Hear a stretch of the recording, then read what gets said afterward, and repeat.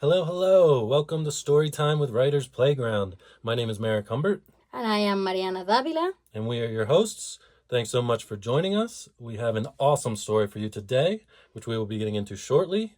And we hope you all are doing well. We've had a hectic week ourselves. Oh boy, tell them what happened to you. Oh man, I cut my head open a few days ago. It's killing me still. I was just walking down the street, walking fast, looking down at the sidewalk, and I ran into an awning like a dummy. And it had this sharp metal piece by the top, and I didn't duck low enough. Cut my head right open. Yeah, tall people problems, man.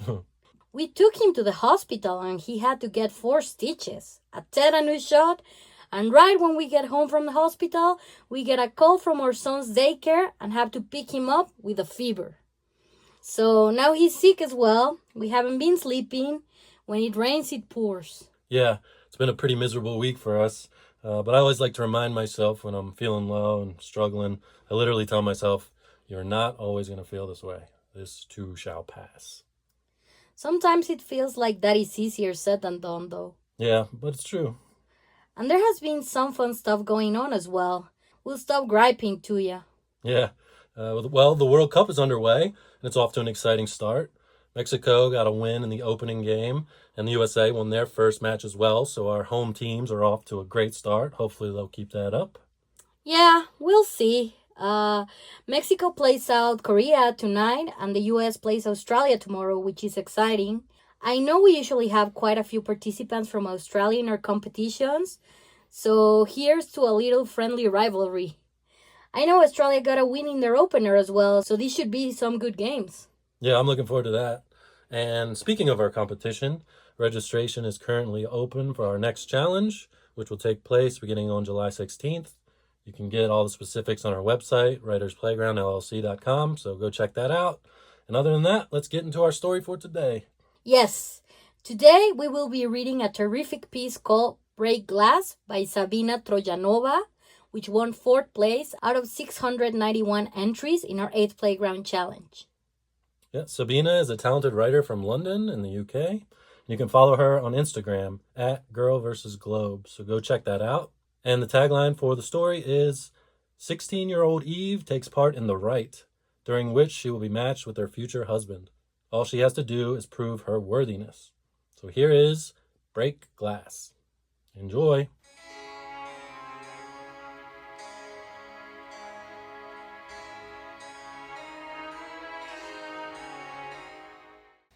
Break Glass by Sabina Trojanova.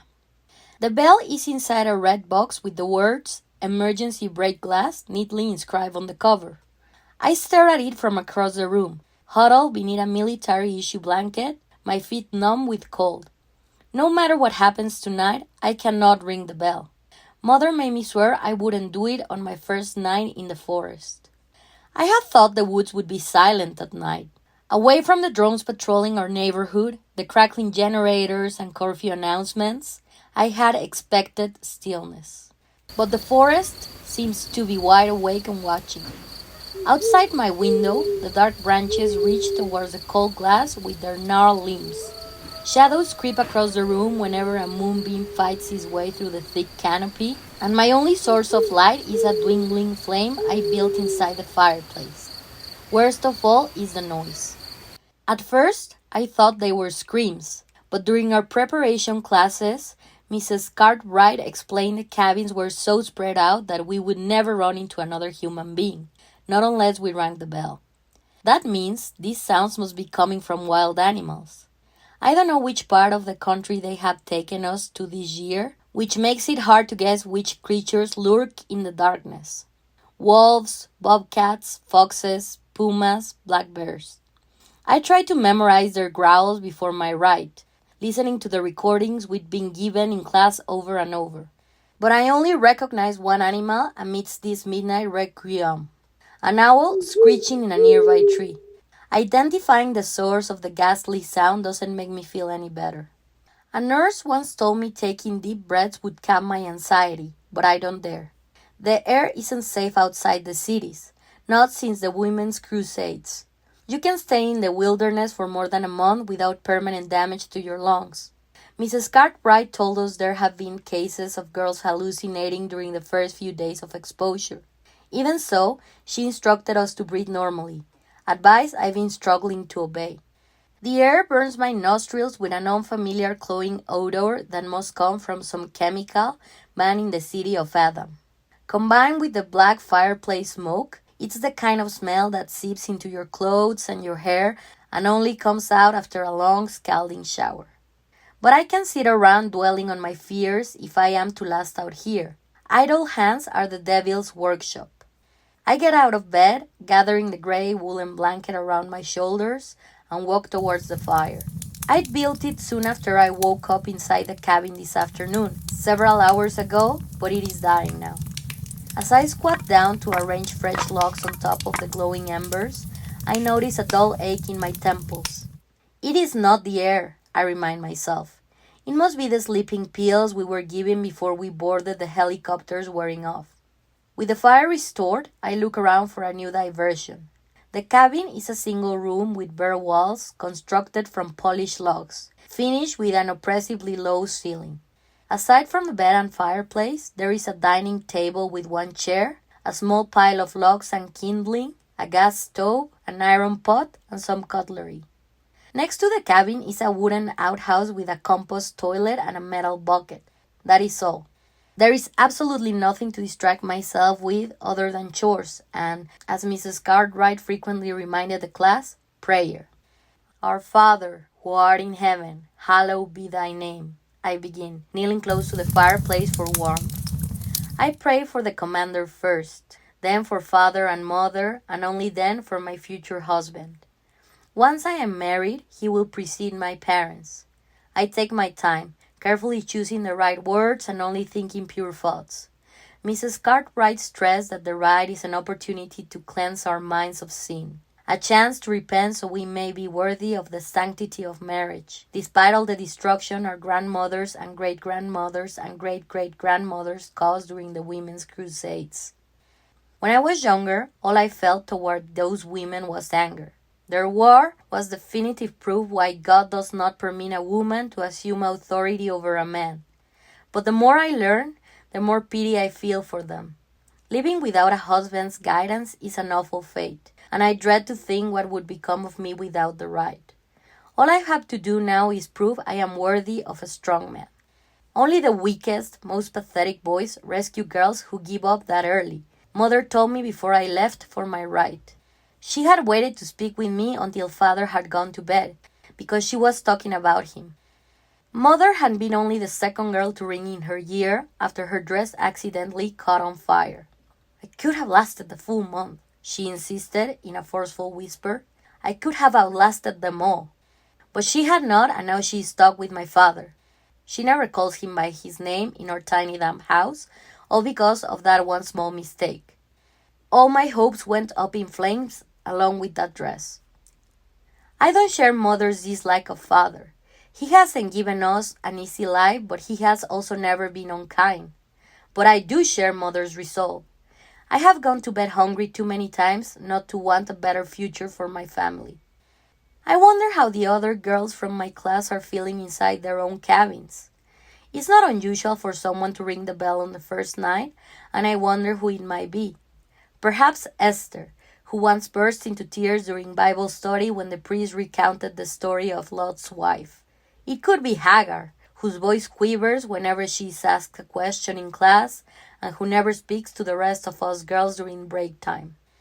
Even Miriam might leave early, although I feel guilty for thinking it because she is my friend. I sit next to her at church, and I have noticed she doesn't know many of the passages by heart, even though we have been memorizing them since we were 5 years old.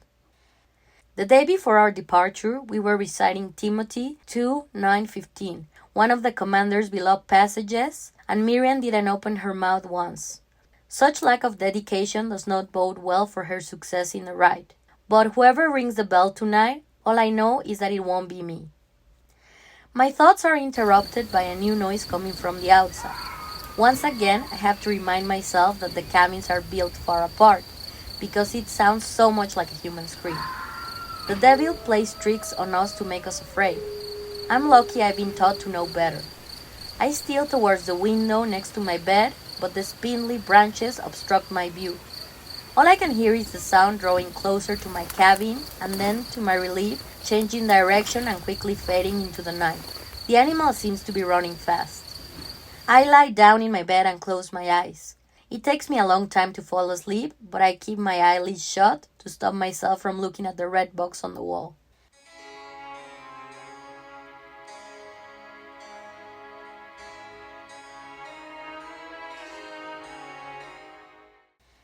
I keep busy with chores all through my second day, finding a stream with clean water, boiling it on the gas stove, gathering firewood, and looking for food.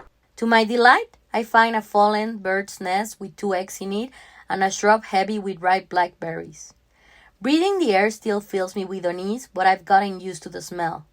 As the sun goes down, which I can tell by the gradual disappearance of light rather than the color of the sky, which is obscured by a thick canopy, I say my daily prayers.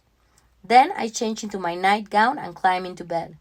The forest sounds less threatening tonight, the animals moving through the darkness more gently. The screaming creature I heard last night, I realized earlier, must have been a fox.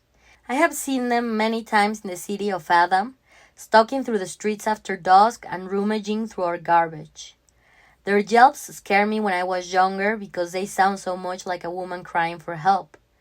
Tonight, I know better than to succumb to my childish fears. Lulled by the fire's gentle crackling, I drift off. An awful scream pierces the night. I bolt upright in my bed and instinctively reach for my phone, but as the sleepy haze drains from my body, I remember I'm not at home. I'm in a cabin in the woods, all by myself, and unless I'm prepared to ruin all my future prospects by ringing the bell on my second night, no one is coming to save me. It's just the fox, I remind myself. A fox. A harmless little fox. A second scream echoes through the forest, much deeper and angrier than the first. I don't think it could possibly belong to the same animal. My suspicion is confirmed when I hear the fox cry out again, his voice panicked and shrill. Something is hunting it. The wails get louder as though the animals are running towards my cabin. Twigs snap, leaves rustle. Then I hear the breathing. Judging by his high-pitched wheezing, the fox has managed to outrun his pursuer. I can hear the larger animal's heavy footsteps in the distance, but it seems to have lost his trail for now. Then there's a knock. I clasp both my hands over my mouth to stifle a scream. Foxes don't knock on people's doors. That must mean the sound wasn't a knock, because the only other explanation is, "Let me in! Please, he's going to kill me!" There's an urgency in the voice, but there's something else too, something familiar. I want to cover my ears and pretend I didn't hear, but almost involuntarily I find myself crossing the room and opening the door. A skinny girl darts inside and quickly shuts the door, blinking her eyes against the glare of the fire. When our eyes meet, her gaze widens. "Eve," she says my name. Her body is so covered in mud and bloody scrapes that it's not her face that gives her identity away, but her voice. "Miriam!" My own voice comes out just as shrill as hers, and I realize I am digging my dirty fingernails into the skin on my forearm. What is going on? "We need to keep our voices down," Miriam whispers, still catching her breath. I point to the single chair inside my room and lean against the table across from her. "I'll be quiet," I say, lowering my voice, "but I need an explanation. Mrs. Cartwright said we would never see another person out here." Miriam nods. "I thought the same thing." "So who is out there? You said somebody's trying to kill you?" "I thought I got rid of him yesterday." She looks down at her hands, caked in dirt and dried blood. "One of my rocks hit his glasses and I thought he couldn't see where I went after that. But he found me again this evening and... Well, I'm just so relieved I found your cabin." "Who is he?" There are dirty tear streaks beneath her eyes, which dart around the room. She twirls her dark curly hair around her fingers and pushes it behind her ears. It's clear she is trying to listen for the man's footsteps, but he seems to have gone in a different direction. For now. "I think it's Cyrus." "Cyrus who?" "Cyrus from school." "You mean Cyrus Price, the football captain?" I have only ever spoken to him once, when he accidentally stepped on my dress at Sunday Mass. I apologized to him and he told me not to worry about it. I remember he wore shiny leather shoes and horn-rimmed glasses, which looked just like the commander's. Without wanting to be cruel to Miriam, I doubt a boy like him even knows she exists. But Miriam nods. That doesn't make any sense. I shake my head in response. Why would Cyrus be trying to kill you? I think he was sent by them, she says, emphasizing the final word. What do you mean, them? The commander's people. She looks at me with watery eyes. They remind me of the lambs being led to slaughter at Spring Festival as an offering to God. I'm running away. Running away from Cyrus? No, Eve. I'm running away from the city of Adam. Her cheeks flush. I thought if I could evade the drones for a few days, I might make it out. But they must have found out and sent their strongest boy after me. Did you ring the bell?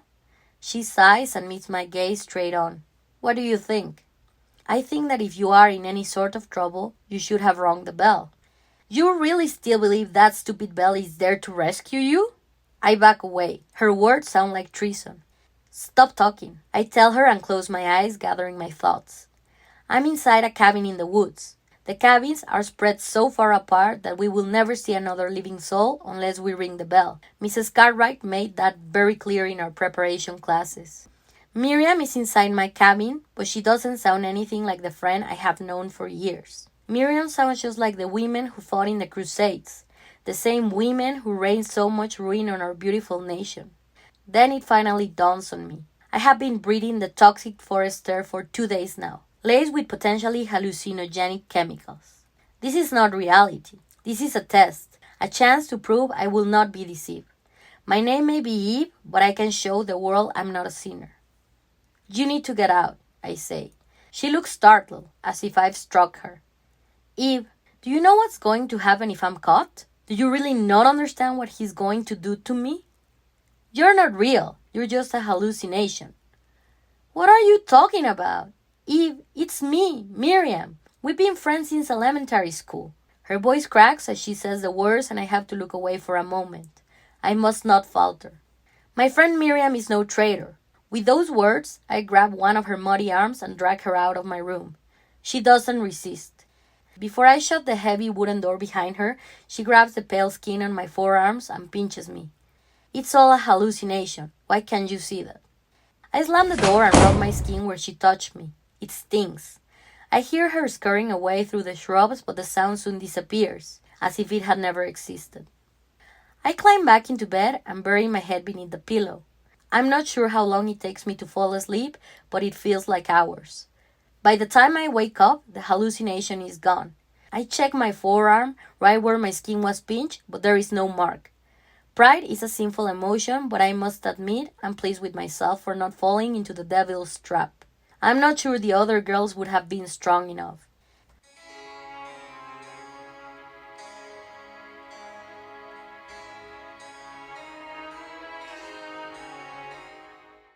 Things get easier from then on. Dawn followed by dusk followed by dawn. The nights still fill me with trepidation, but the visions never return. I wake up on the 30th day with a smile and whistle while I get dressed. There is no comb in the cabin, but I carefully run my fingers through my matted hair, doing my best to look presentable. Today is the day I get to ring the bell. I delay until the late afternoon, until the last possible moment before the air irreversibly damages my lungs, hoping that means only the strongest boy remains. The red box looks even brighter than usual as I approach it. I ball my left fist, and with one swing the glass shatters into large fragments. One of them cuts my knuckle, and the color of my blood matches the box, which makes me smile even wider. I don't feel any pain. I wrap my fingers around the brass bell, and it makes a beautiful, silvery sound that makes my head tingle. Moments later, I can hear footsteps approaching the cabin. I walk outside where the forest floor is dappled with a golden light, fading slowly as the day draws to a close. It is not good for a man to be alone, someone says, and when I look up, I see Cyrus Price standing tall amongst the shrubs. The football captain, the strongest boy in our year, my future husband. He looks like an angel, his face bathed in the afternoon glow, his leather shoes shining like the sun. He crosses the small distance between us and grabs me in his arms. I look up at him and I can see how beautiful his eyes are up close for the very first time because he isn't wearing his glasses. He pushes my face down against his chest and I know I am finally safe.